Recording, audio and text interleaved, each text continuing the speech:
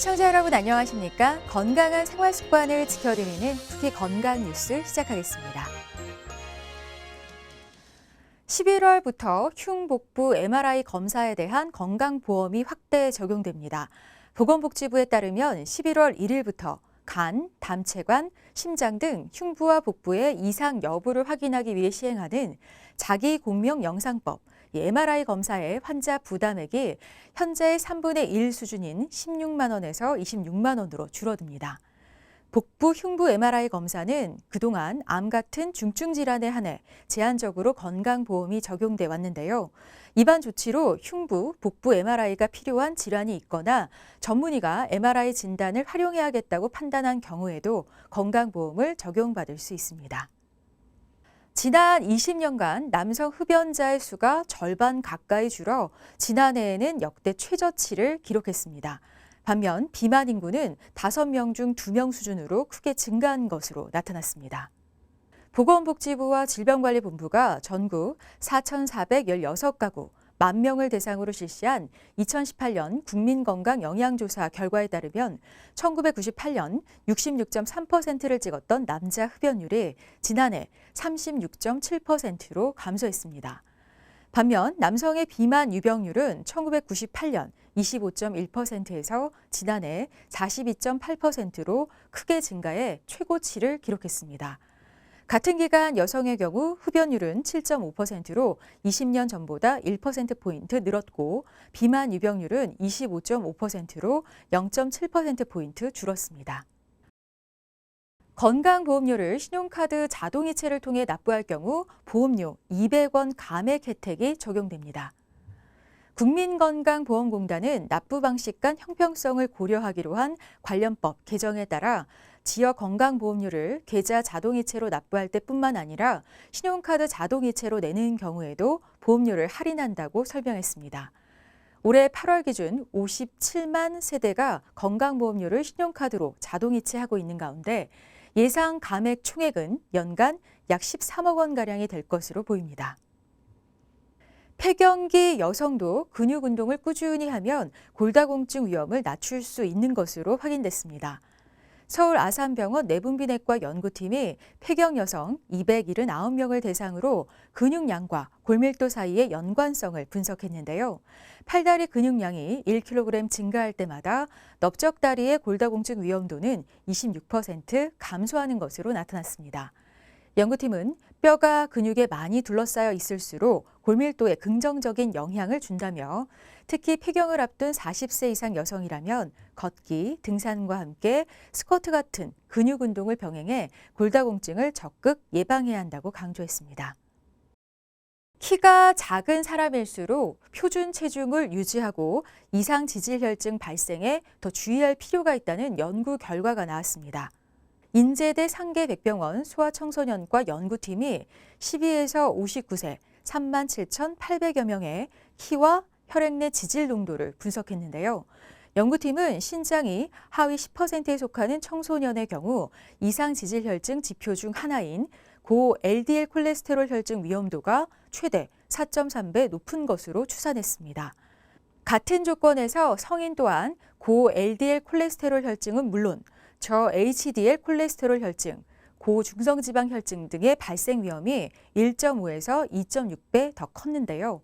연구팀은 키가 작을수록 표준 체중 유지와 올바른 식생활 습관, 실천에 신경을 써야 한다며 비만 청소년을 상대로 진행해온 지질 검사 대상을 저신장 청소년까지 확대할 필요가 있다고 전했습니다.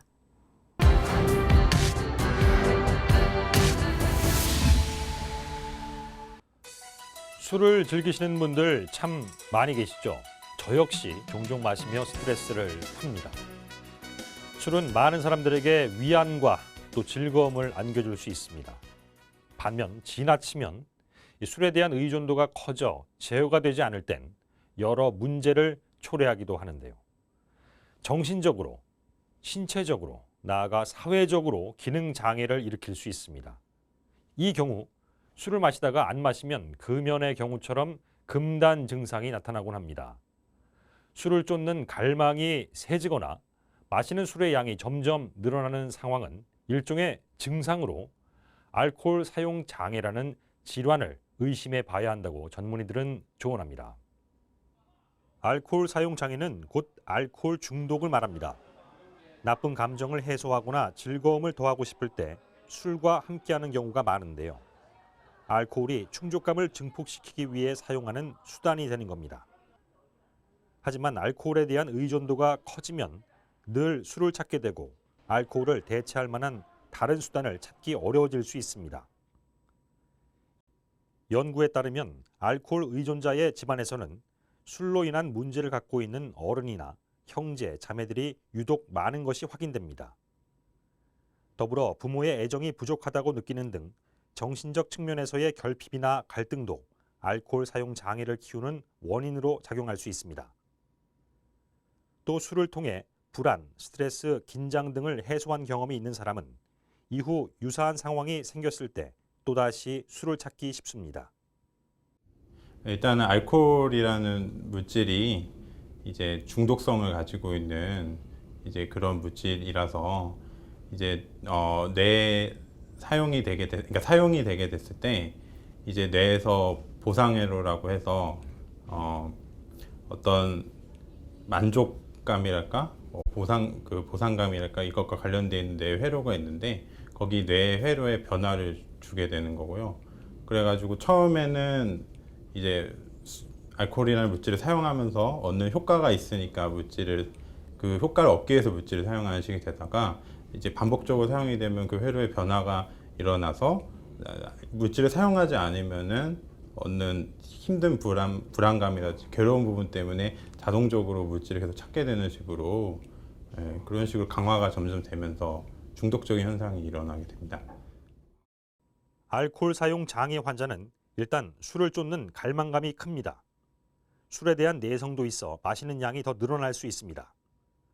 술을 안 마시면 불안, 불면, 식은땀 등이 나타나는 금단 현상을 보이기도 합니다. 신체적으로 무리가 따라도 대인관계나 직업 능력에 경고등이 켜져도 술을 조절하지 못하는 사례가 반복될 수 있습니다. 외부적인 스트레스라든지 괴로운 부분들이 있을 때 술을 쉽게 사용한다든지 이렇게 사용하는 패턴 자체가 조금 문제가 있는 경우들이 좀 있고 이제 그런 과정을 거치면서 아까 말씀드린 것처럼 변화를 만들게 되면 보통 한 40살 전에 한 30대 중후반쯤부터 이제 뇌 중독 부분이 점점 강화가 돼서 그때부터 보통 알코올 중독 문제들이 이제 진행을 하게 되고 이제 그런 것들이 겉으로 표면화되지 않다가 조금 더 나이가 들면은 이제 눈에 띄는 신체적인 또는 뇌 건강적인 문제들이 발병을 해서 병원까지 오게 되고 이런 상황들이 많습니다. 건강보험공단 조사에 따르면 지난해 알코올 사용 장애로 진료를 받은 환자는 74,700여 명입니다. 이 중 무려 77%가 남성입니다. 그 이유로는 남성의 사회활동이 좀 더 활발하다는 점, 임신이나 양육 등으로 인해 술을 마시지 않는 여성의 비율이 적지 않다는 점이 꼽힙니다. 여성은 그 환자 수는 적지만 임상, 양상은 더 심각할 수 있다고 하는데요. 알코올 분해 효소가 남성보다 떨어지는 여성은 같은 양을 마시더라도 혈액을 통해 전달되는 독성이 더 크다는 게 전문의의 설명입니다. 연령별로 보면 50대가 26%로 가장 많았고요. 이어 40대가 20%, 60대는 18%로 뒤를 이었습니다. 이처럼 40대, 50대 이후 환자가 두드러진 것은 이 시기에 수년간 음주로 인해 축적된 위험 인자들이 심각한 신체적 반응으로 드러나기 때문입니다. 끊임없이 알코올에 저항하던 우리의 몸도 지쳐서 한계점에 다다른 셈이죠. 알코올 사용 장애는 각종 암은 물론 심장질환, 간질환, 위장질환 등 일일이 열거하기 어려울 만큼 많은 질병의 발생 확률을 높이고 신체 장애를 초래할 수 있습니다. 정신도 점차 피폐해질 수밖에 없는데요. 특히 뇌 기능을 손상시켜 충동성을 높이고 인지 기능 발휘를 어렵게 만들기 때문에 알코올성 치매를 걱정하며 병원을 찾는 환자도 적지 않다고 합니다. 술에 대해서는 과용적이기 때문에 병원에 찾더라도 실제적으로는 병에 대한 인식은 매우 낮은 경우들이 많이 있거든요. 그래서 병원에 오시게 되면은 그분이 실제로 병의 그 알코올 문제에 대해서 어떤 스스로의 생각을 하고 있는지 평가를 하게 되고 동기를 계속해서 강화시켜서 그분이 결국에는 그 알코올 중독에 치료를 하려면 치료자만 역할을 한다고 되는 게 아니라 환자분 스스로가 이것에 대해서 인식을 하고 노력을 해야 되는 부분이기 때문에 환자분을 이 알코올 중독 치료에 끌어오기 위해서 계속 동기를 강화시켜주기 위해서 노력을 하고 있습니다. 알코올 사용 장애는 만성적 뇌 질환입니다. 적절한 시점에 치료를 시작하지 않을 경우 알코올에 대한 뇌 의존성이 회복되지 않을 수 있습니다. 치료는 3단계로 압축할 수 있습니다. 먼저 술이 자신의 삶에 어떻게 들어와 어떤 문제를 일으켰는지 상기하고 치료를 받고자 하는 동기와 지속적 단주 의지를 키울 수 있도록 독려합니다. 이와 함께 치료 약물 투여, 휴식 및 영양 공급 등을 통해 정신과 신체의 안정을 꾀할 수 있는 시간을 갖도록 합니다. 이어 면담이나 인지행동 치료를 진행해 일상생활에 다시 적응할 수 있도록 돕고 필요시 항갈망제나 향정신성 약물 등을 사용해 재발 가능성을 낮춥니다. 술에 관대한 우리 문화, 어느새 알코올 사용 장애를 호소하는 환자의 수가 크게 늘었습니다. 전문의들은 원하면 언제든 알코올 사용을 조절할 수 있다는 오판이 이를 더 그르칠 수 있다고 지적했습니다. 알코올 사용 장애가 진행 중인 환자와 알코올을 끊고 그 기간을 유지한 환자의 뇌 영상 촬영 결과가 확연히 다르다고 하는데요. 술을 오랫동안 놓지 못하고 있는 환자의 경우 이 뇌의 실질적 기능을 담당하는 부분이 위축된 것이 확인되고 의미 없는 빈 공간이 많이 관찰됩니다. 치료 의지를 갖고 단주를 시작했다면 이 뇌의 상태가 어느 정도 회복되기까지는 대략 10개월 정도가 소요된다고 하는데요. 전문의들은 이 수개월이 지난 후에도 상황에 따라 증상이 재발하는 사례도 있는 만큼 호전됐다고 해도 환자 스스로 자신을 돌아보는 과정들이 필요하다고 덧붙였습니다.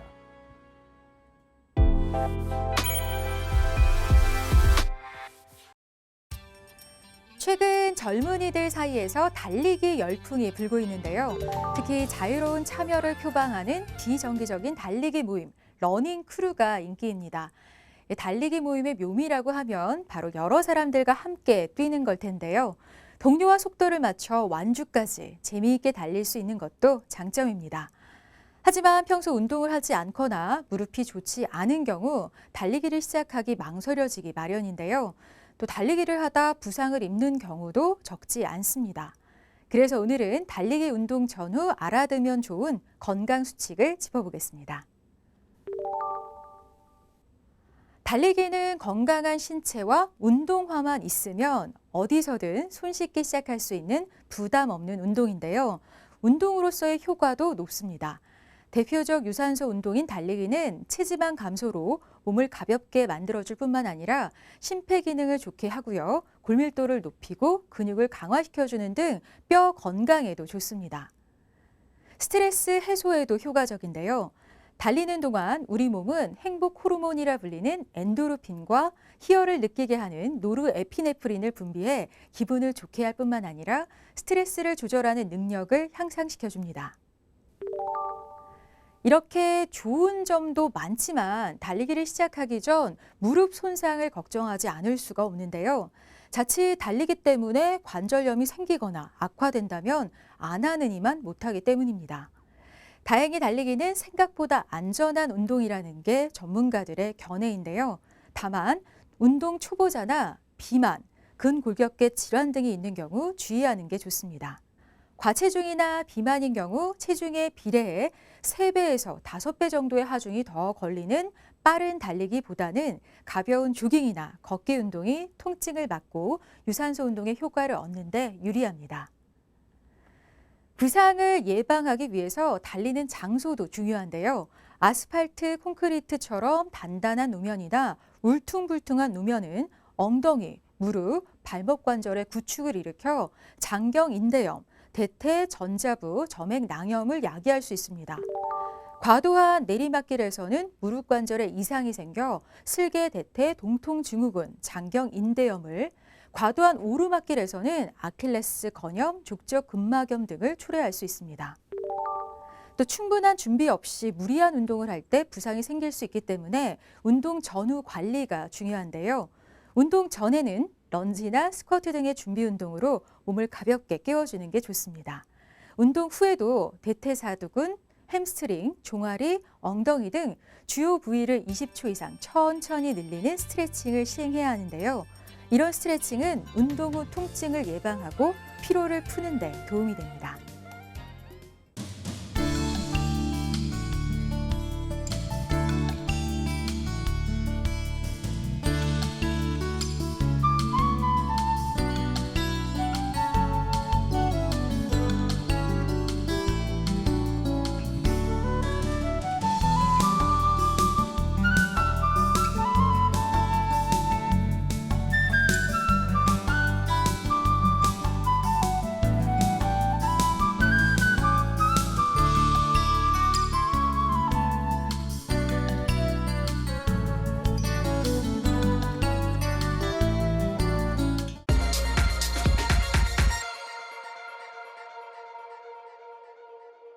우리 국민들의 채소 섭취량이 최근에 급격히 줄고 있다는데요. 육류와 간편식 섭취가 늘면서 상대적으로 채소를 덜 먹고 있다는 겁니다. 심혈관 건강에 악영향이 우려되는데요. 하루 채소 과일의 권장 섭취량은 500g 이상입니다. 오이나 당근 같은 채소를 간식으로 챙겨 드셔도 좋고요. 반찬과 국에 들어있는 채소를 되도록 많이 드시기 바랍니다. 이상 투기 건강 뉴스 여기서 마칠게요. 고맙습니다.